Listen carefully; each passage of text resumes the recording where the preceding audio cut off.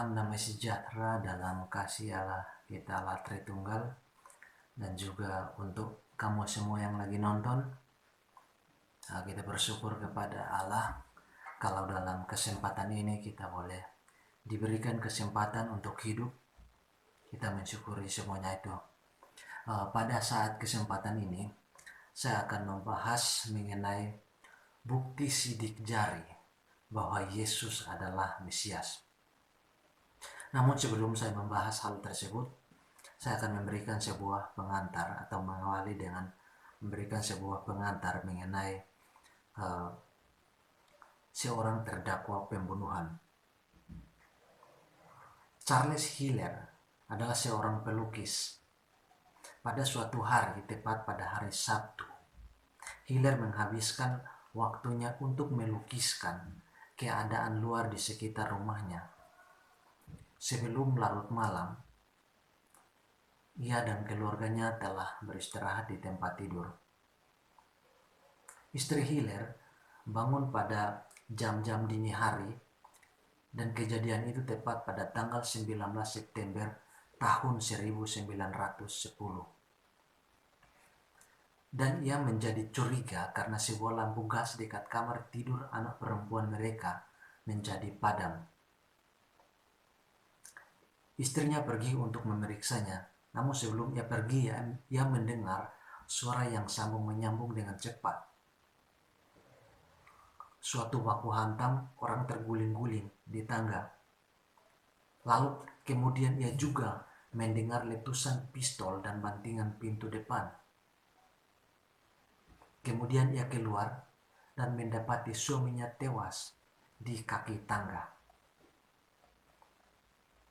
Lalu kemudian polisi menangkap seseorang bernama Thomas Jennings. Ia adalah seorang pencuri terhukum, kurang dari 1 mil jauhnya dari tempat kejadian tersebut. Dan polisi menemukan bercak darah di pakaian dan lengan kiri terdakwa. Dan ia berkata bahwa luka itu diakibatkan jatuh dari stream. Kemudian di saku Thomas, polisi menemukan pistol yang sama yang digunakan untuk menembak Hiller. Namun mereka tidak mendapatkan apakah itu merupakan senjata yang digunakan untuk membunuh Hiller, dan polisi bingung untuk menjatuhkan hukuman kepada Thomas Jennings. Para detektif menyisir bagian rumah untuk mencari bukti tambahan. Mereka mendatangi rumah Hiller, tempat kejadian tersebut, dan kemudian mereka menemukan fakta bahwa si pembunuh masuk melalui jendela belakang dapur. Para detektif pergi keluar dan melihat di sebelah jendela tercetak untuk selamanya di atas cat putih suatu pegangan oleh si korban pembunuhan sendiri berjam-jam sebelum kematiannya. Kemudian detektif menemukan 4 sidik jari jelas dari tangan kiri seseorang. Bukti sidik jari merupakan suatu konsep baru pada saat itu, setelah diperkenalkan di sebuah pameran polisi internasional di St. Louis. Sejauh itu sidik jari belum pernah digunakan untuk menghukum seseorang, dan bahkan para jaksa menolak untuk menjatuhkan hukuman atas kasus tersebut karena para jaksa mengatakan bahwa hal tersebut tidak ilmiah. Tetapi 4 petugas bersaksi bahwa sidik-sidik jari di atas cat tempat sesuai dengan milik Thomas Jennings dan hanya miliknya seseorang, hanya milik Thomas Jennings, tidak ada yang lain. Dan dengan hal demikian, Thomas Jennings dijatuhi hukuman mati dan dengan hukum gantung. Lalu bagaimana hubungan ini dengan Yesus Kristus? Terdapat banyak jenis bukti yang analogis dengan sidik jari dan menetapkan sampai pada tingkat kepastian yang mengejutkan bahwa Yesus memang Sang Mesias bagi Israel dan dunia. Dalam kitab suci Yahudi, Perjanjian Lama terdapat beberapa lusin nubuat tentang kedatangan Sang Mesias yang diutus oleh Tuhan untuk menebus umatnya. Akibatnya, dari prediksi-prediksi itu, membentuk suatu sidik jari, membentuk suatu sosok, atau membentuk suatu figuratif Mesias yang diurapi.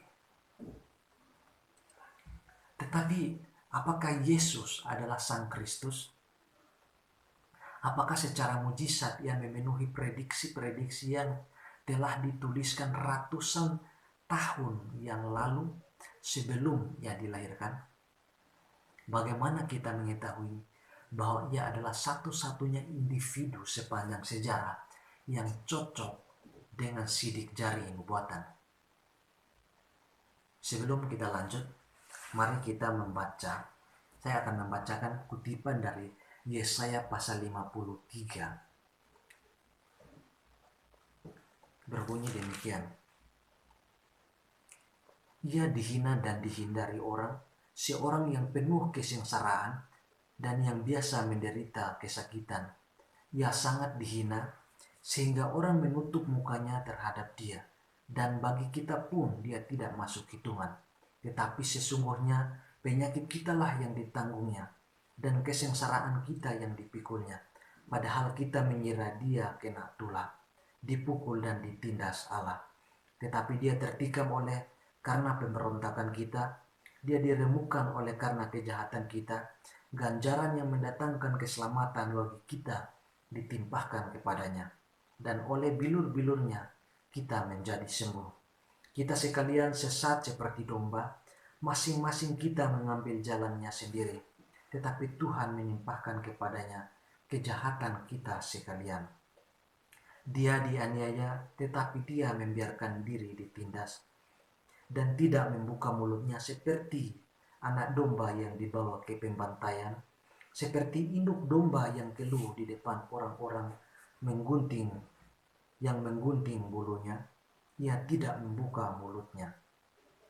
Sesudah penahanan dan penghukuman ia terambil, dan tentang nasibnya siapakah yang memikirkannya?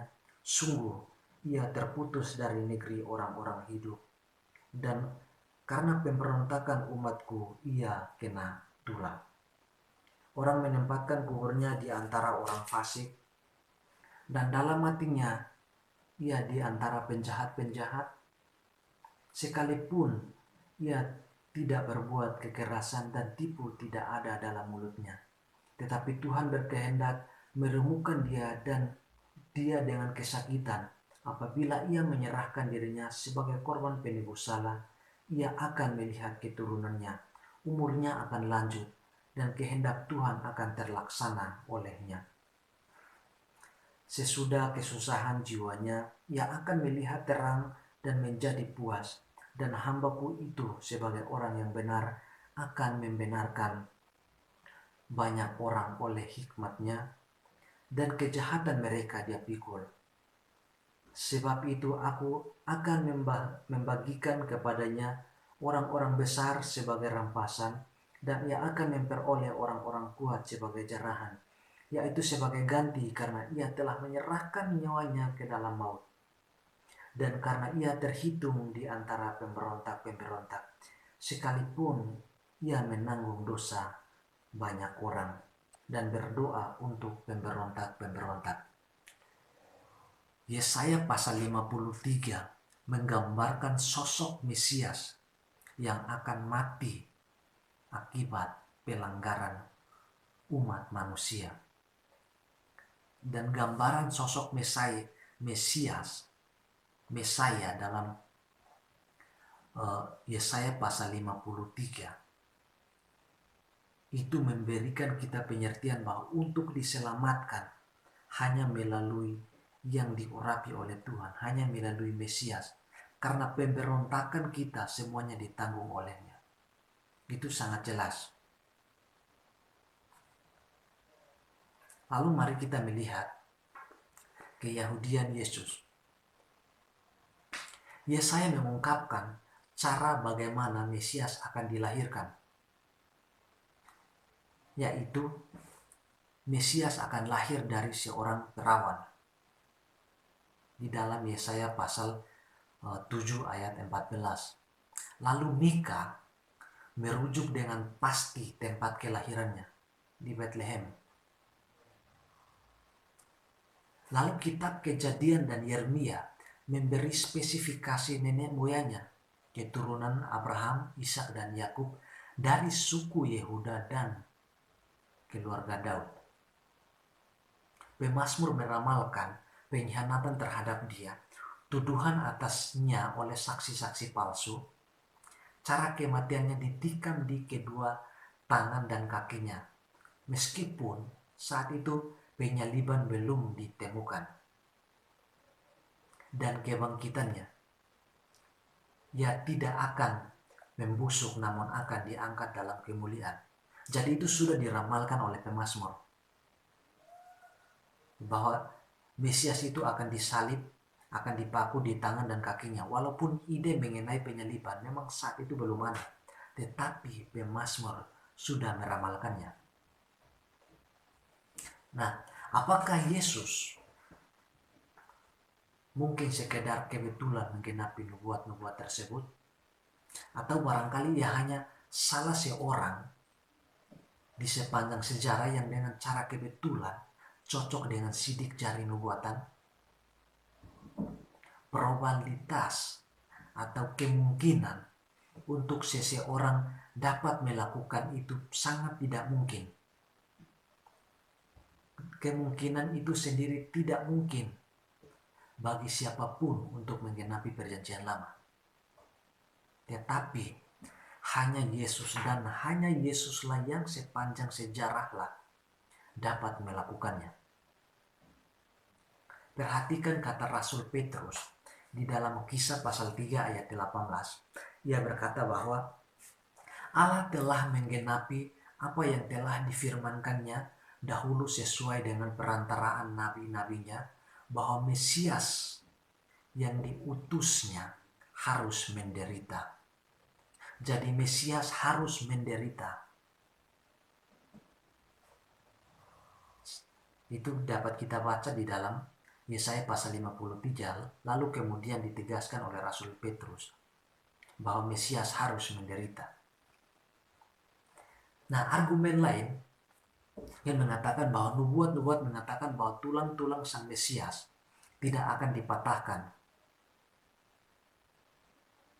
Orang mungkin akan menganggap bahwa Yohanes pasal 19 ayat 33 sampai 36 itu semuanya dibuat-buat. Dan mungkin Yohanes mengarang tentang kisah orang Roman mematahkan kedua penjahat yang disalibkan bersama dengan Yesus, tetapi tidak mematahkan kaki Yesus. Dan nubuat mengatakan bahwa pengkhianatan demi 30 keping perak. Jadi mungkin Matius memperlakukan fakta itu dan kemudian berkata bahwa ya, Yudas menjual Yesus dengan harga yang sama. Tetapi argumen ini tidak akan bertahan karena alasan-alasan berikut. Pertama, ketika Injil disebarkan, orang-orang yang ada ketika semua hal itu terjadi, ketika penyaliban, itu mereka masih hidup. Si orang akan mengatakan bahwa Matius, kami tahu tidak begitu kejadiannya. Matius, kamu jangan bohong karena kejadiannya tidak seperti itu. Lalu untuk apa Matius menjalin nubuat yang telah digenapi? Dan dengan kemauannya sendiri membiarkan dirinya dibunuh karena mengikuti seorang yang secara rahasia ia mengetahui bahwa ia bukanlah sang Mesias. Dan itu tidak akan masuk akal. Itu tidak akan masuk akal bagi Matius dan mungkin bagi saya dan saudara yang sedang menonton. Lebih lagi, komunitas Yahudi akan menyambar argumen apapun untuk mendiskreditkan Injil-Injil dengan menunjukkan kesalahannya dan mengatakan bahwa saya di sana dan tulang-tulang Yesus dipatahkan oleh tentara-tentara Romawi saat itu, saat penyaliban tulang-tulangnya dipatahkan. Tetapi bahkan Talmud Yahudi merujuk pada Yesus dalam cara-cara yang menghina, namun Talmud tidak satu kali pun memberikan pernyataan bahwa penggenapan nubuat-nubuat adalah salah. Tidak sekalipun. Atau argumen, orang kan berkata bahwa itu adalah argumen yang disengajakan. Mungkinkah Yesus telah membaca dalam Sakaria bahwa Mesias akan menunggang seekor keledai ke Yerusalem dan kemudian ia mengatur untuk melakukan hal seperti itu? Ya tentu saja dalam hal itu mungkin saja bisa dilakukan. Tetapi ada dalam banyak nubuat lainnya di mana itu tidak mungkin dilakukan. Nubuat-nubuat lain tidak mungkin dilakukan. Yaitu pertama, bagaimana ia dapat mengendalikan fakta bahwa Sanherib menawari Yudas 30 keping perak untuk mengkhianati dia. Atau bagaimana ia menyusun silsilahnya atau tempat kelahirannya, atau metode hukuman matinya, atau kakinya tidak dipatahkan sewaktu di kayu salib. Bagaimana ia mengaturnya? Lalu bagaimana ia akan mengatur untuk membuat mujizatnya di depan orang-orang yang ragu, orang-orang tidak percaya, orang-orang yang skeptik? Tahu bagaimana ia mengatur kebangkitannya ketika ia mati? Dan bagaimana ia akan mengatur kelahirannya ketika ia dilahirkan? Itu adalah sesuatu yang tidak mungkin disengajakan. Dan bila saudara melihat Daniel pasal 29 ayat 24 sampai 26, meramalkan bahwa Mesias akan muncul pada suatu jangka waktu setelah Raja Artasasta mengeluarkan sebuah dekret bagi orang Yahudi untuk pergi dari Persia dan membangun kembali tembok Yerusalem. Kemunculan Mesias diantisipasi dalam waktu tertentu dalam sejarah, yakni ketika Yesus Kristus datang. Dan hal demikian tidak dapat direncanakan sebelumnya. Hal demikian tidak dapat direncanakan. Saudara perhatikan kata Yesus di dalam Injil Lukas pasal 24 ayat 44. Injil Lukas pasal 24 ayat 44. Telah terbukti benar, yaitu bahwa harus digenapi semua yang tertulis tentang dia, tentang Yesus, di dalam kitab Taurat Musa, kitab Nabi-Nabi, dan kitab Mazmur. Harus, dan Yesus memenuhi kualifikasi itu. Itu telah digenapi, dan hanya di dalam Yesus Kristus, individu tunggal dalam sejarah yang sesuai dengan sidik jari nubuatan tentang dia yang diurapi oleh Tuhan. Hanya Yesus dan tidak ada yang lain. Sepanjang sejarah hanya Yesus Kristus. Saya mau katakan, juru selamat, Mesias, hanyalah Yesus Kristus. Bagi kamu yang belum percaya kepada Yesus, kiranya kamu diteguhkan, kamu dikuatkan, dan kamu benar-benar percaya bahwa Yesus adalah Mesias. Yesus adalah juru selamat, dan kamu menerimanya sebagai juru selamatmu, supaya kamu tidak binasa di dalam dosamu, melainkan kamu memperoleh kehidupan kekal. Karena sesungguhnya di luar Yesus Kristus tidak ada keselamatan. Di luar Yesus Kristus tidak akan ada. Yang ada adalah kebinasaan. Jadi untuk melihat kehidupan kekal, untuk memiliki kehidupan kekal, satu-satunya adalah kamu harus menerima Yesus Kristus. Sebab tanpa Yesus Kristus, kamu akan binasa. Tuhan kiranya meneguhkan imanmu dan membuka hatimu untuk menerima Yesus Kristus sebagai juru selamat pribadimu. Amin.